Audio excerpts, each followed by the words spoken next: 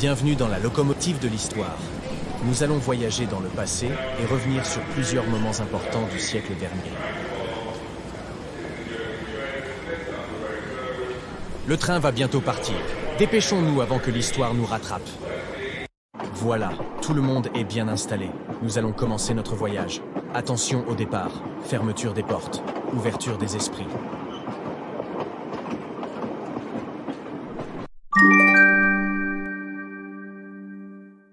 Avec 61 nations impliquées, plus de 100 millions de combattants et plus de 60 millions de morts, la Seconde Guerre mondiale demeure à ce jour le conflit le plus meurtrier de l'histoire de l'humanité. 6 ans durant, ce conflit mondial a opposé les Alliés à l'Axe. Tout au long de cette guerre, des personnages marquants tels que Winston Churchill ou Charles de Gaulle se sont révélés pour s'opposer à l'Allemagne d'Adolf Hitler. Retour sur les principales dates de la Seconde Guerre mondiale pour mieux comprendre ce conflit armé qui s'étend au-delà de la seule période 1939-1945. Avec l'arrivée des nazis au pouvoir en Allemagne en 1933, Adolf Hitler promulgue ses premières lois racistes. Sa volonté d'expansion entraîne l'invasion de la Pologne en 1939 et le début de la Seconde Guerre mondiale. Après avoir envahi la France et le Benelux, l'Allemagne s'attaque à l'Angleterre, mais ne parvient pas à ses fins. L'attaque de l'URSS par les troupes allemandes en 1941 précipite l'entrée en guerre de l'Union soviétique. Dans le Pacifique, c'est l'attaque surprise de Pearl Harbor à Hawaï qui entraîne la mobilisation des États-Unis. Tandis que la solution finale est validée par les dirigeants nazis en 1942, les Alliés remportent les premières victoires décisives contre les Japonais, comme dans la mer de Corail ou sur l'atoll de Midway. En Afrique du Nord, la bataille d'El Alamein et le débarquement allié entraînent le recul des combattants de l'Axe. En URSS, les Soviétiques sont vainqueurs de la bataille de Stalingrad en 1943. Avec le débarquement de Normandie, les troupes allemandes sont repoussées.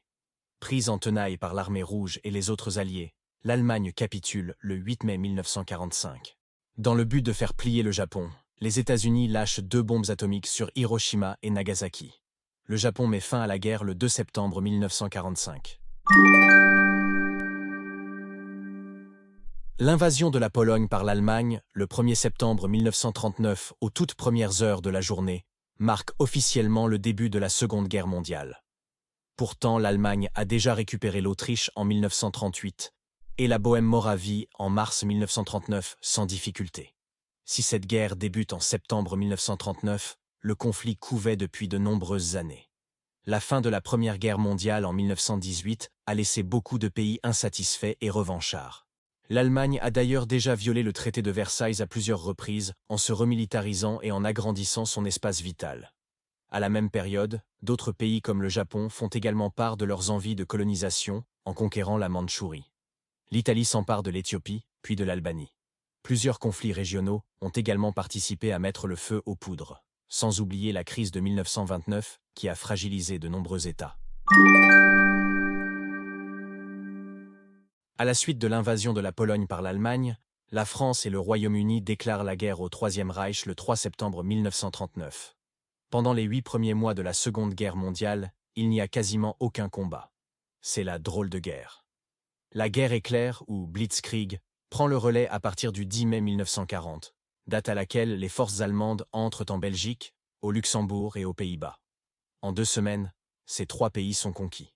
L'Allemagne s'empare aussi de la France et un armistice est signé le 22 juin 1940, malgré l'appel du 18 juin du général de Gaulle. Le Royaume-Uni se retrouve seul face aux armées de l'Axe.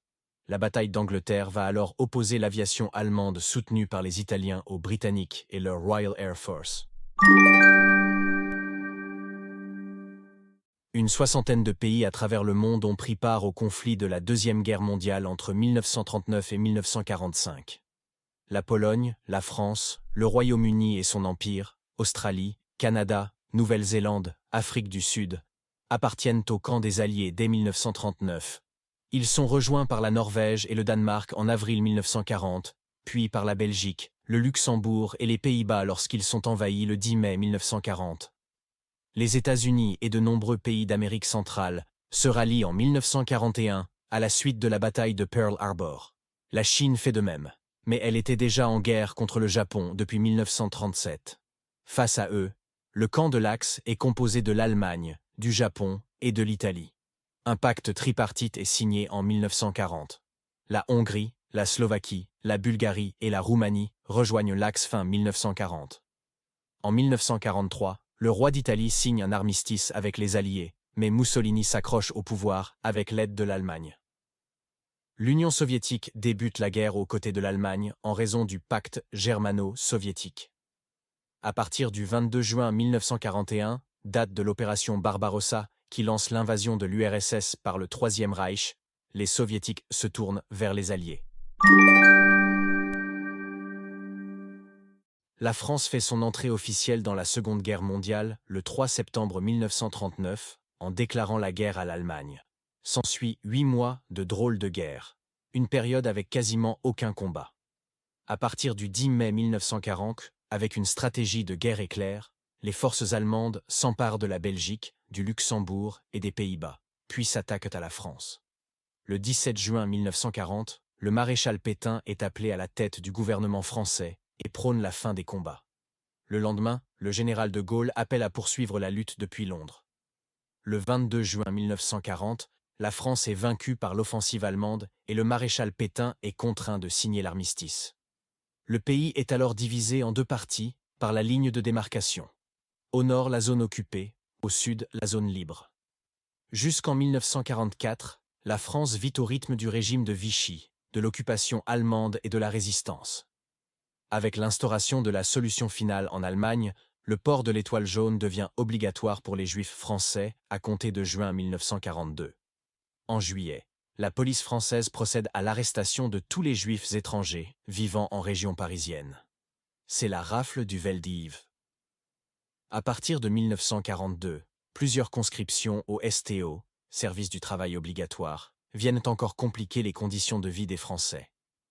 En représailles du débarquement allié en Afrique du Nord, la zone libre disparaît le 11 novembre 1942. La France est entièrement occupée. À partir de juin 1944, le débarquement des troupes alliées en Normandie, puis en Provence, permet la libération de la France occupée.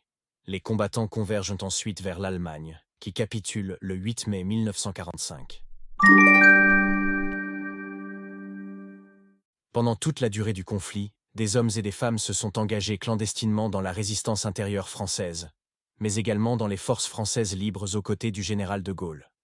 Avec ces petits moyens, la résistance a multiplié les actions, sabotage, prise de renseignements, etc., pour tenter de limiter l'emprise de l'ennemi sur le sol français et combattre le régime de Vichy. À l'issue de la Seconde Guerre mondiale, la résistance sera l'un des grands acteurs de la reconstruction politique du pays, dans le but d'éviter une tutelle américaine. Parmi les personnages marquants de la résistance française, le général de Gaulle est l'un des principaux.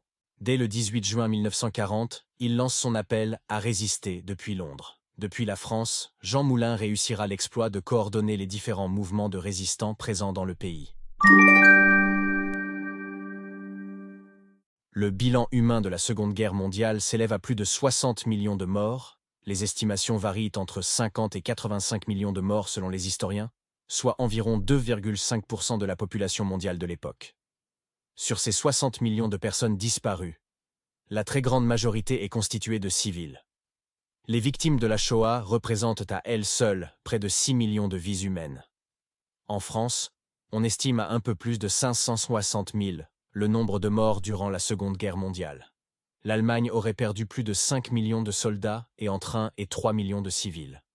Mais les plus lourdes pertes sont à déplorer en URSS, avec plus de 26 millions de morts en raison de la violence des combats, de l'épuration ethnique nazie et de la famine engendrée par la guerre. Les bombes atomiques d'Hiroshima et de Nagasaki auraient quant à elles causé la mort de 110 000 à 250 000 personnes. Le camp des Alliés a remporté la Seconde Guerre mondiale. Dès le mois de mars 1945, les Alliés pénètrent sur le territoire du Troisième Reich. Le 2 mai, Berlin est conquise par l'armée soviétique. Cerné par les forces alliées qui envahissent Berlin, Adolf Hitler, le principal protagoniste du conflit, choisit de se suicider dans son bunker le 30 avril et laisse le soin à ses généraux de signer la capitulation de l'Allemagne le 8 mai 1945. Au Japon, l'empereur Hirohito refuse de capituler face aux États-Unis. Les Américains vont alors tester 2 bombes atomiques.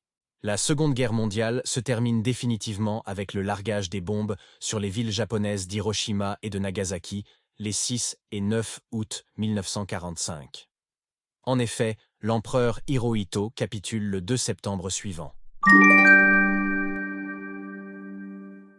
La victoire du Royaume-Uni, de la France, des États-Unis, de la Chine et de l'Union soviétique conduit à l'effondrement du Troisième Reich, à la chute de l'Empire du Japon et à la fin de l'Empire colonial italien.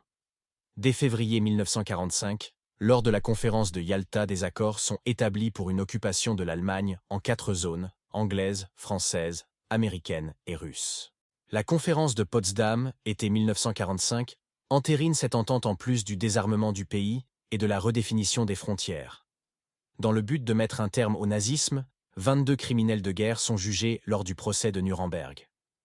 La mésentente entre Staline et le président américain Harry Truman, lors ses différentes réunions au sommet, préfigure déjà de la guerre froide.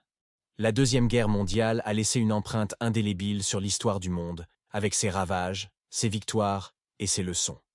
Alors que nous réfléchissons à son impact, nous ne pouvons ignorer les conflits actuels, tels que la guerre en Ukraine. Comment pouvons-nous assurer que de tels conflits dévastateurs ne se reproduiront pas à l'avenir et œuvrer pour un monde plus pacifique et sécurisé? Voilà, le voyage s'achève et j'espère que vous aurez appris ou du moins rafraîchi vos connaissances. Je vous dis à très bientôt dans la locomotive de l'histoire.